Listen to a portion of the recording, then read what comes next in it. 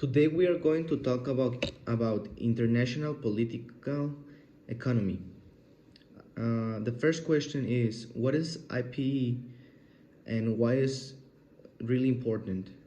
The concept of international political economy encompasses the intersection of politics and economic as goods, services, money, people, and ideas move across the borders.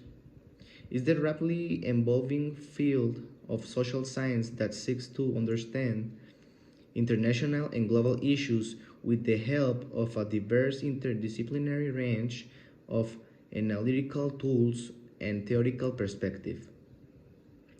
The growing importance of IPE as the subject is partly due to the fact that disciplinary boundaries between economies and politics in the particular and between the social science. International political economy is important because it can help you to understand the structure and power dynamics that regulate finance and trade, also promote globalization and economic nationalism, and the distribution of health and poverty among countries, states, regions, and the world. Now, I'm going to tell you the three main theories of IP: economic liberalism, Marxism, and which theory is the best one and why. Mercantilism places the economy in the subordinate position to politics. Economic activity can be viewed in the context of increased power state.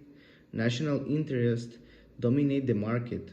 Wealth and power are complementary, not conflicting goals, but we must avoid overdependence on the economies of other countries. When the economy and the security interests conflict, priority will be given to the security interest. Economic liberalists believe that the market economy is an autonomous area of society, operating according to its own economic laws. Economic exchange is a positive sum game, and the market will tend to maximize the benefits of individual families and businesses. The economy in an area mutually beneficial cooperation between countries and individuals. In the Marxist approach, the economy is a place of exploitation and inequality between social classes, especially the bourgeoisie and the proletariat. The policy is highly dependent of the socio-economic environment, and the ruling economic class is also politically dominant. IP refers to the history of the expansion of global capitalism and the class-country struggle it provoked, the development of the capitalism in unbalance, and will create new crises and contradictions between countries and social classes. Next question. Politics is control of economics, says mercantilism. Economics in the basis for everything else, including politics, says Marxism. How should we settle the dispute?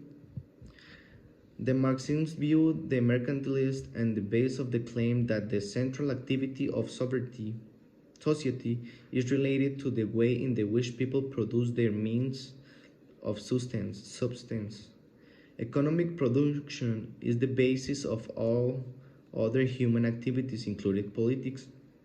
The economic base consisting, on the one hand, in the forces of production, that is, the technical level of the exercise economy, while mercantilism adopt the approach that economic activity, which must be subordinate to the main objective and building a strong state, in the other words. The economy is a tool of the politics and bases political power. This is a defining characteristic of the mercantilism thinks. Mercantilism sees that the international economy as a science of conflict between against national interest rather than against a space of cooperation and mutual benefit. Economic, economical, Economic liberals are good argue that economic exchange is a positive sum game. In the Marxist approach, the economy is a site of exploitation and inequality. Who is correct? It is not that there is a theory that is correct and another is not. They are two different approaches. It is this economic exchange brings benefits but also brings consequences. As benefits, we can say that improves competitiveness, generates more jobs, and attracts more investors. In the case of the repercussions of changing laws and regulation on products, the language can be a factor that affects the company. Do the security interests always have priority over the matters as mercantilism claims? Mercantilism subordinates the economy to politics, especially to the government. Economic activity is seen in the broader context of the rise of the power. The organization responsible for the defense and promotion of the national interest, that is, the state, regulates private economy. Wealth and power are complementary and not contradictory goals. Economic dependence on other states as far as possible. When economic and security interests collide, security interests take priority. Just to finish, compare Walls and Wallerstein, who has the best theory.